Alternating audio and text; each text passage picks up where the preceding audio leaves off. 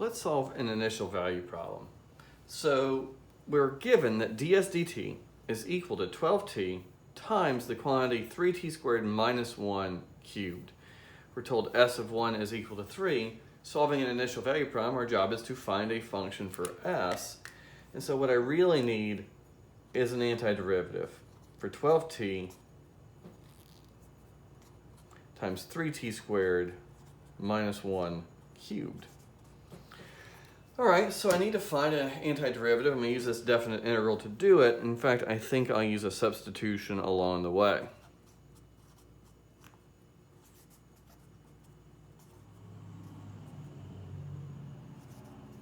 All right, so I think I'm ready to proceed.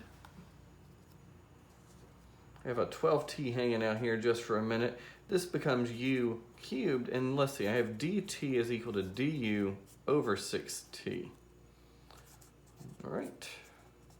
The t's cancel, and 12 divided by 6 is 2. In fact, I'm going to go on and imagine pulling that 2 out front. And now I'm ready to find my antiderivative.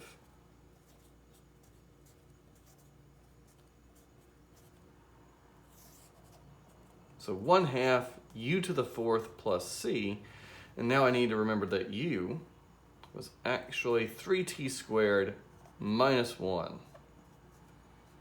All right, so I have an antiderivative. So I have a place to start thinking about what the function s of t was. It's this.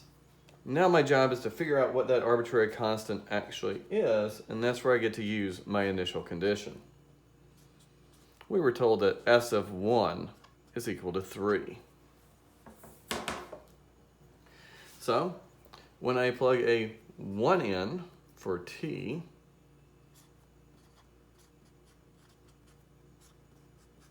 I get out a 3.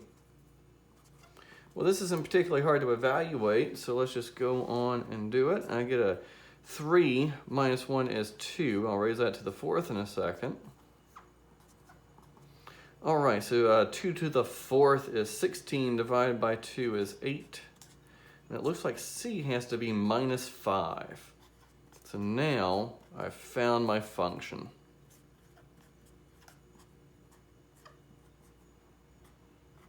There is the function that has this derivative and this initial condition. Another way to think about it is we found a function with this derivative that passes through the point 1, 3.